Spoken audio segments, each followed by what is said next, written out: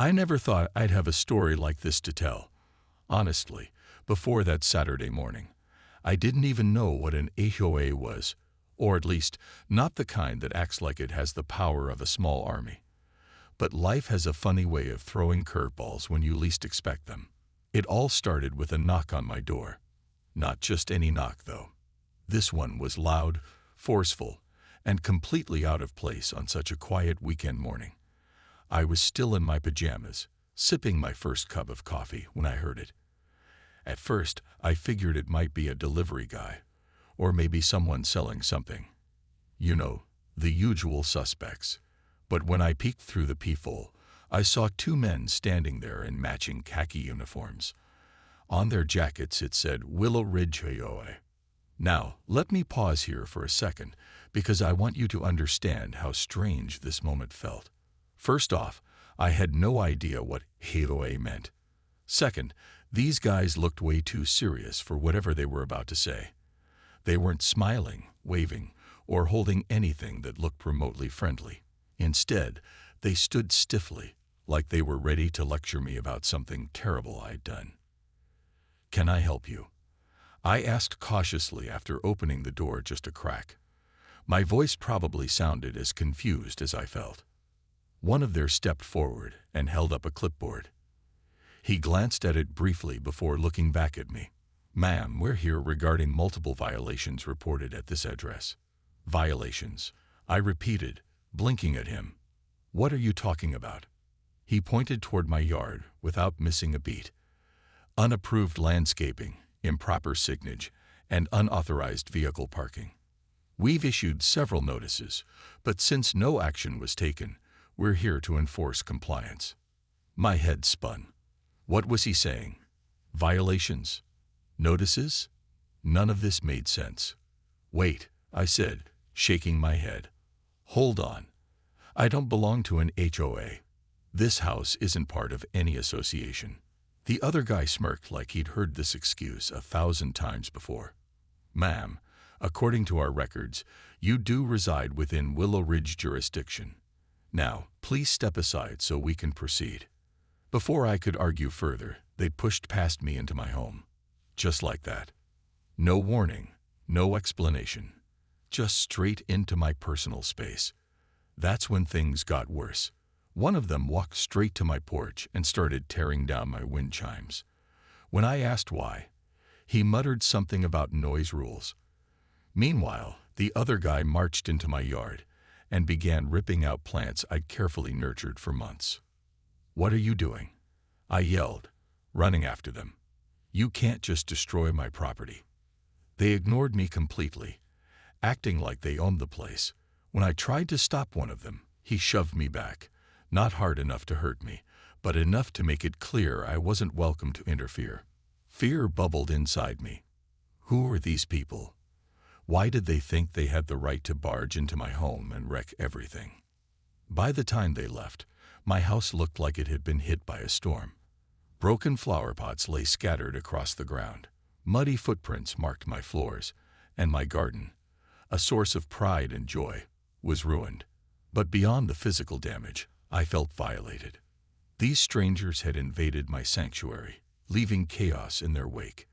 And worst of all, I had no idea how to fight back. That morning changed everything. What started as an ordinary day turned into the beginning of a battle I never saw coming. Little did I know, this was only the tip of the iceberg. After the initial shock wore off, anger began to simmer inside me. How could these people just walk into my home and tear everything apart? I replayed the morning's events in my mind over and over again, trying to make sense of what had happened. The more I thought about it, the angrier I became. These so-called HOA officers hadn't even confirmed whether I was actually part of their association before destroying my property. Something didn't add up. The first thing I did was grab the clipboard they'd left behind. It had a list of supposed violations and a phone number for the HOA office. My hands were shaking as I dialed, but I forced myself to stay calm. When someone answered, I launched right into my questions. "Hi, I'm calling about a visit your team made to my house today," I said, doing my best to sound composed. They came onto my property without permission and damaged several things. Can you explain why this happened? The woman on the other end sounded bored, like she got calls like mine all the time. Of course, ma'am. Let me pull up your file. There was a pause while she typed something. Then she spoke again, her tone clipped and matter-of-fact. Ah yes, Ms. Carter, you're listed as residing at 1428 Maple Drive, which falls under Willow Ridge jurisdiction. I nearly dropped the phone. That can't be right, I shot back. I bought this house directly from the previous owner. There was nothing in the paperwork about an HOA. I've never signed any agreement or paid dues to anyone. She sighed, clearly unimpressed by my protest. Ma'am, regardless of what you were told, all properties in Willow Ridge are subject to our covenants. If you refuse to comply with our guidelines, penalties will continue to accrue. Penalties for something I didn't agree to. I felt like I'd been punched in the gut. Look, I said, struggling to keep my voice steady. I don't know where you got your information, but I'm not part of your association. And I want answers. The woman brushed me off with vague promises to look into it further and ended the call. But I wasn't about to let it go. Something about her attitude, so dismissive, so certain, made me dig deeper. Who exactly were these people, and how could they claim authority over my life? The next step was going straight to the source, the documents related to my house. I spent hours combing through stacks of papers, the deed, the purchase agreement, everything I'd kept after buying the place. To my relief, there was no mention of an HOA anywhere, not one single line. That gave me some confidence, but it also raised more questions. If I wasn't legally obligated to follow their rules, why had they targeted me? Determined to find answers, I started talking to my neighbors. At first, I wasn't sure how receptive they'd be. Would they think I was causing trouble? Or worse, would they side with the HOA? But as I knocked on doors and shared my story, I realized I wasn't alone. Many of them had similar experiences. Fines for minor infractions, threats of legal action, even surprise inspections. Some admitted they'd simply paid the fines to avoid conflict, while others confessed they didn't even know they were part of an HOA until they received their first violation notice. One neighbor, a retired teacher named Mrs. Thompson, invited me inside for tea. Her living room was cozy, filled with knickknacks and framed photos of grandchildren. As we sat sipping Earl Grey, she told me about her own run-ins with the HOA. They fined me last year because my mailbox was too colorful, she said, rolling her eyes. I repainted it 3 times before giving up. It's exhausting. Another neighbor, a young dad named Jake, showed me a stack of letters he'd received accusing him of violating landscaping rules he'd never heard of. They act like they own us, he muttered, shaking his head. But no one ever checks if they're allowed to. Hearing their stories made me realize the problem went far beyond me. This wasn't just about wind chimes or rose bushes. It was about power. The HOA operated like a shadow government, enforcing arbitrary rules without accountability. And now that I understood the scope of the issue, I knew I couldn't back down. Whatever it took, I was going to fight back, not just for myself, but for everyone who'd been pushed around by these self-appointed enforcers. As I walked home that evening, the sun setting behind the trees, I felt a spark of determination growing inside me. I might not have asked for this battle, but I was ready to face it. The more I learned, the angrier I became. It wasn't just about my house or my wind chimes anymore. It was about fairness. How could someone claim control over my life without my consent? I couldn't shake the feeling that something bigger was at play here. Something hidden beneath layers of bureaucracy and intimidation. So I decided to dig deeper. My next stop was the county clerk's office. It wasn't glamorous. Rows of filing cabinets, dusty shelves, and a faint smell of old paper. But it felt like the right place to start. I spent hours poring over public records, flipping through pages until my eyes blurred. Finally, I found what I was looking for. The original deed to my house. I scanned it carefully, line by line, searching for any mention of an HOA. Nothing. Not even a hint. Relieved but still suspicious, I kept digging.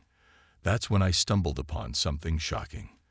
A decade ago, Willow Ridge had tried to establish itself as a formal homeowners association. But here's the kicker: they hadn't succeeded. According to the documents, they'd failed to secure the majority vote required from homeowners to legally form an HOA.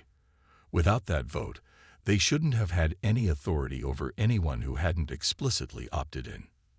This revelation hit me like a ton of bricks. If the HOA wasn't legally valid, how had they been operating all these years? And why had no one questioned them before? The pieces started falling into place. They weren't enforcing rules out of concern for the neighborhood. They were bullying people into compliance. Their power came not from legality, but from fear. Fear of fines, lawsuits, and public shaming. For years, they'd gotten away with it because most people didn't know their rights or didn't dare challenge them. Armed with this information, I went back to my neighbors.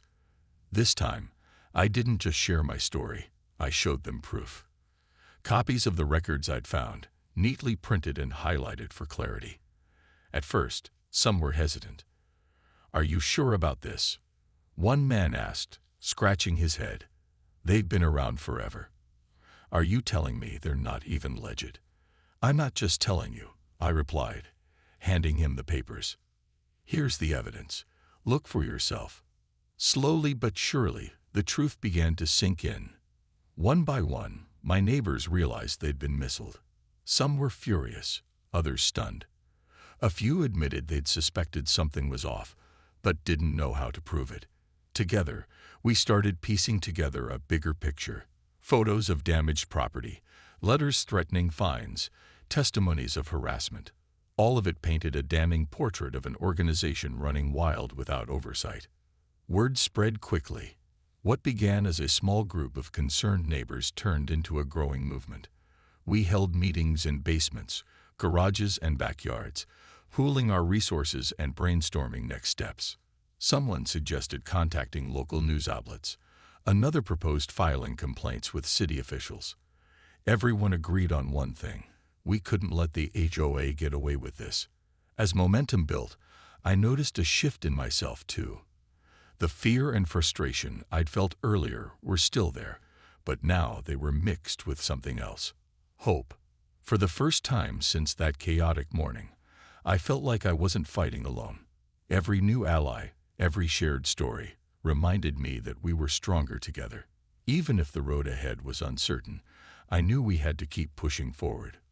One evening, after another long meeting, I stood outside under the stars. The air was cool, and the hum of crickets filled the silence. I thought about everything that had happened: the invasion of my home, the sleepless nights, the endless research, and somehow it all felt worth it. Because now, instead of feeling powerless, I felt ready. Ready to take on the HOA, expose their lies, and reclaim our community. Whatever came next, I knew we'd face it together. With the truth in hand and a growing group of neighbors behind me, it was time to take action. But where do you even begin when you're up against something as entrenched as the HOA? I knew we couldn't just shout into the void and expect change. We needed a plan. A real one. Our first step was gathering evidence. Not just my findings from the county clerk's office, but everything we could collect from the neighborhood. Photos of damaged property, copies of threatening letters, screenshots of emails. Anything that showed how the HOA had overstepped its bounds. Some neighbors brought old violation notices they'd saved, while others shared stories of inspections gone wrong. One woman even showed us a video she'd taken when an HOA officer tried to break into her shed without permission. It was unsettling to see how far they'd gone, but it also gave us ammunition for the fight ahead. Next, we decided to reach out to local officials. This part felt intimidating because none of us were experts in legal matters or government processes, but we figured someone higher up must care about what was happening. So, armed with our documents and testimonies, we sent formal complaints to the city council, zoning board, and even state representatives. We explained the situation clearly. The HOA wasn't legally valid, yet they were operating as if they had authority, harassing residents and damaging private property. To our surprise, some officials responded almost immediately, asking for more details and promising to investigate. But we didn't stop there. Someone suggested taking our story public, and that's when things really picked up speed. I posted about my experience on social media, sharing photos of my ruined garden alongside copies of the records proving the HOA's illegal status. Within hours, the post blew up. People from all over the country chimed in, sharing their own horror stories about HOAs gone rogue. Journalists started reaching out, eager to cover the story. Before long, Willow Ridge wasn't just a quiet suburban neighborhood, it was making headlines. The attention put pressure on the HOA in ways we hadn't anticipated. Suddenly, they weren't just dealing with a handful of angry neighbors. They were facing scrutiny from reporters, lawyers, and government agencies. Their once impenetrable facade began to crack. Diane, the woman I'd spoken to on the phone, resigned abruptly, citing personal reasons. The enforcement officers who'd barged into my house disappeared entirely, apparently hired through a third-party contractor with no direct ties to the HOA. Without leadership or muscle, the organization started to crumble. Still, we weren't naive enough to think this meant victory. While the HOA seemed weaker, they weren't defeated yet. That's why we took another bold step, filing a class action lawsuit. It wasn't cheap, and it wasn't easy, but the sheer number of people willing to join made it clear we weren't backing down. Together, we accused the HOA of trespassing, property damage, and extortion. Hearing those words in a legal context felt empowering. It validated everything we'd been saying all along. As the weeks passed, I noticed a shift in the neighborhood. Conversations that used to revolve around fear now buzzed with hope. Neighbors who had once avoided each other started working together, united by a common goal. Even small gestures, like helping each other clean up yards or repaint mailboxes, felt symbolic of the larger battle we were fighting. For the first time in years, Willow Ridge felt alive, not with dread, but with purpose. Looking back, I realized how much had changed since that chaotic morning. Back then, I felt powerless, like a tiny fish swimming against a giant wave. But now, surrounded by friends and allies, I felt unstoppable. The HOA might have thought they could silence us, but they'd underestimated one thing: the power of people standing together. Whatever came next, I knew we were ready. The pressure on the HOA mounted faster than anyone expected. Once the story went public, it was like opening a floodgate. Local news stations ran segments about our battle, highlighting the absurdity of an unapproved HOA enforcing rules with no legal standing. Reporters interviewed neighbors, showing footage of damaged gardens and homes, while experts weighed in on the illegality of the HOA's actions. It wasn't just Willow Ridge anymore. This was becoming a national conversation about power, accountability, and homeowners' rights. At first, the HOA tried to defend itself. They released a vague statement claiming they were acting in the best interests of the community and accused us of exaggerating the situation. But their words rang hollow. The evidence we gathered spoke louder than any PR spin they could muster. Photos of trampled flower beds, letters threatening fines for ridiculous infractions, and testimony after testimony from frustrated residents painted a damning picture. Even people outside our neighborhood started chiming in, sharing their own experiences with overbearing HOAs. The tide had turned, and there was no going back. Things escalated quickly when local officials launched an investigation. City council members held emergency meetings, inviting residents to share their stories. For many, it was the first time they'd ever spoken publicly about what they'd endured. One elderly woman recounted how the HOA fined her for leaving a welcome mat outside her door. A young couple described being threatened with legal action because their child's toy car was parked in the driveway overnight. Each story added fuel to the fire, making it impossible for anyone to ignore the extent of the abuse. Meanwhile, the lawsuit gained traction. Lawyers worked tirelessly to build our case, compiling every piece of evidence we collected. What started as a small group of neighbors grew into a coalition of dozens of households, all united by a shared goal: justice.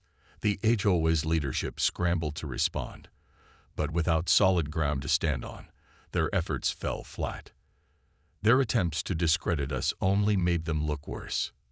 Then came the turning point, a court hearing that felt like something out of a movie. Dozens of us packed into the courtroom, nervous but determined.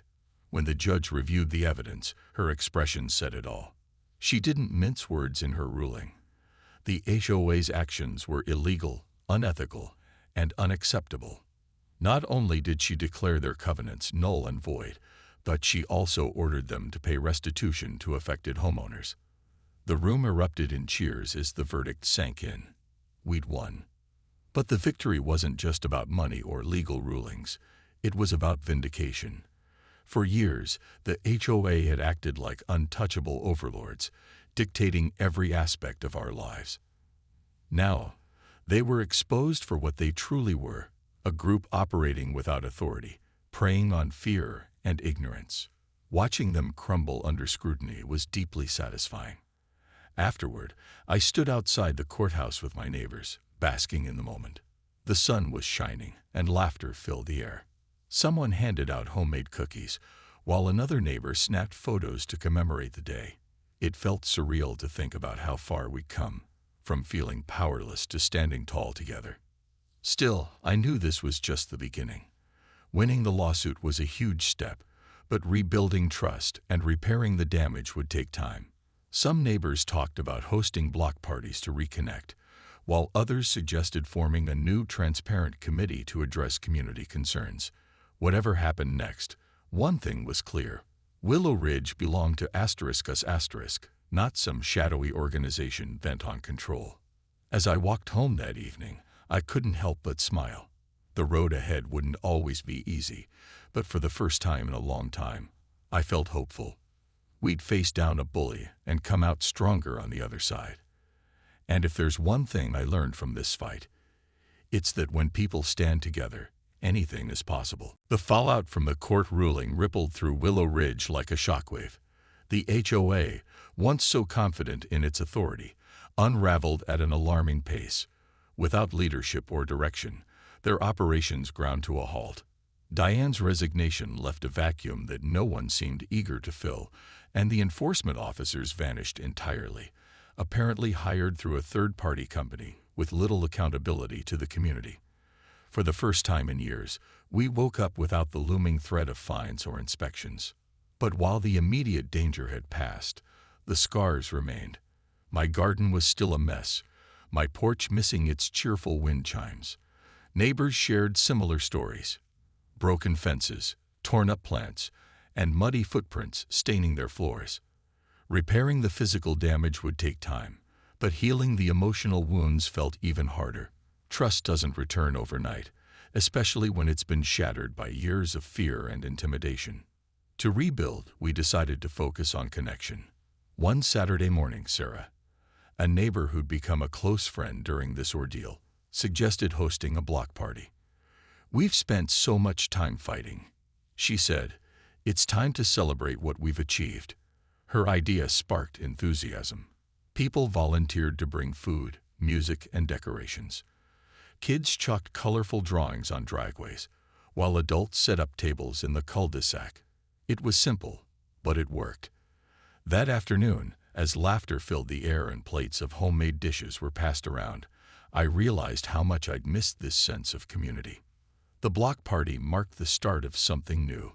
Slowly but surely, relationships began to mend. Conversations that used to revolve around HOA violations now turned to lighter topics: weekend plans, gardening tips, favorite recipes. Some neighbors formed committees to address lingering concerns, like street maintenance and park cleanup. Unlike the HOA, these groups operated openly, inviting input from everyone. Transparency became our guiding principle. Still, not everything changed overnight. Old habits die hard, and some residents struggled to shake off the fear instilled by years of strict enforcement. A few worried the HOA might regroup under a different name, ready to reclaim control. To ease those fears, we organized workshops led by legal experts, teaching people about their rights and how to spot red flags in neighborhood associations. Knowledge, we realized, was our best defense against future overreach. For me personally, life began to feel lighter. I replanted my garden, choosing flowers and shrubs that made me happy, not ones approved by some arbitrary rulebook. I hung new wind chimes on my porch, their soft tinkling a reminder of resilience. Walking through the neighborhood, I noticed others doing the same, painting front doors bright colors, installing quirky mailboxes, decorating yards with personality. Willow Ridge was finding its voice again, free from the suffocating grip of unnecessary rules. One evening, as Mark and I sat on the porch watching the sunset, he turned to me and said, "You know, you've changed." I raised an eyebrow. "Is that good or bad?" He chuckled. "Good. You're stronger now. More sure of yourself." His words stayed with me long after the sun dipped below the horizon. He was right. I had changed. Before this whole mess, I might have hesitated to speak up, worried about rocking the boat. But standing up to the HOA taught me something valuable. Sometimes, the hardest battles lead to the greatest growth. As weeks turned into months, Willow Ridge transformed. It wasn't perfect. We still argued over things like parking spaces and noise levels. But it was ours. And that ownership mattered more than any rulebook ever could. The shadow of the HOA no longer loomed over us. Instead, we carried forward a renewed sense of pride and unity, determined to protect the place we called home. Looking back, I realized the fight hadn't just been about stopping an illegal organization. It had been about reclaiming our freedom.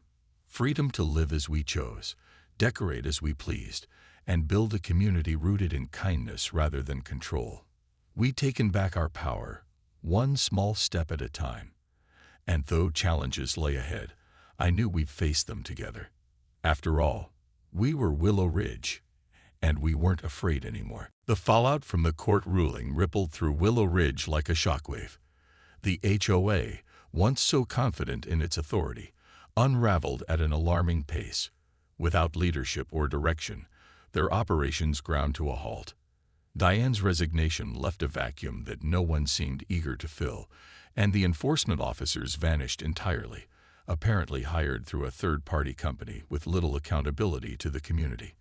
For the first time in years, we woke up without the looming threat of fines or inspections. But while the immediate danger had passed, the scars remained. My garden was still a mess, my porch missing its cheerful wind chimes. Neighbors shared similar stories: broken fences, torn-up plants, and muddy footprints staining their floors. Repairing the physical damage would take time, but healing the emotional wounds felt even harder. Trust doesn't return overnight, especially when it's been shattered by years of fear and intimidation. To rebuild, we decided to focus on connection. One Saturday morning, Sarah, a neighbor who'd become a close friend during this ordeal, suggested hosting a block party. "We've spent so much time fighting," she said. "It's time to celebrate what we've achieved." Her idea sparked enthusiasm. People volunteered to bring food, music, and decorations. Kids chalked colorful drawings on driveways, while adults set up tables in the cul-de-sac. It was simple, but it worked. That afternoon, as laughter filled the air and plates of homemade dishes were passed around, I realized how much I'd missed this sense of community. The block party marked the start of something new. Slowly but surely, relationships began to mend. Conversations that used to revolve around HOA violations now turned to lighter topics: weekend plans, gardening tips, favorite recipes. Some neighbors formed committees to address lingering concerns, like street maintenance and park cleanup. Unlike the HOA, these groups operated openly, inviting input from everyone. Transparency became our guiding principle. Still, not everything changed overnight. Old habits die hard, and some residents struggled to shake off the fear instilled by years of strict enforcement. A few worried the HOA might regroup under a different name, ready to reclaim control. To ease those fears, we organized workshops led by legal experts, teaching people about their rights and how to spot red flags in neighborhood associations. Knowledge, we realized, was our best defense against future overreach. For me personally, life began to feel lighter. I replanted my garden, choosing flowers and shrubs that made me happy, not ones approved by some arbitrary rulebook. I hung new wind chimes on my porch, their soft tinkling a reminder of resilience. Walking through the neighborhood, I noticed others doing the same, painting front doors bright colors, installing quirky mailboxes, decorating yards with personality. Willow Ridge was finding its voice again, free from the suffocating grip of unnecessary rules. One evening, as Mark and I sat on the porch watching the sunset, he turned to me and said, "You know, you've changed." I raised an eyebrow. "Is that good or bad?" He chuckled. "Good. You're stronger now, more sure of yourself." His words stayed with me long after the sun dipped below the horizon. He was right. I had changed. Before this whole mess, I might have hesitated to speak up, worried about rocking the boat. But standing up to the HOA taught me something valuable. Sometimes, the hardest battles lead to the greatest growth. As weeks turned into months, Willow Ridge transformed. It wasn't perfect. We still argued over things like parking spaces and noise levels, but it was ours. And that ownership mattered more than any rulebook ever could. The shadow of the HOA no longer loomed over us. Instead, we carried forward a renewed sense of pride and unity, determined to protect the place we called home. Looking back, I realized the fight hadn't just been about stopping an illegal organization. It had been about reclaiming our freedom. Freedom to live as we chose, decorate as we pleased, and build a community rooted in kindness rather than control. We'd taken back our power, one small step at a time. And though challenges lay ahead, I knew we'd face them together. After all, we were Willow Ridge, and we weren't afraid anymore.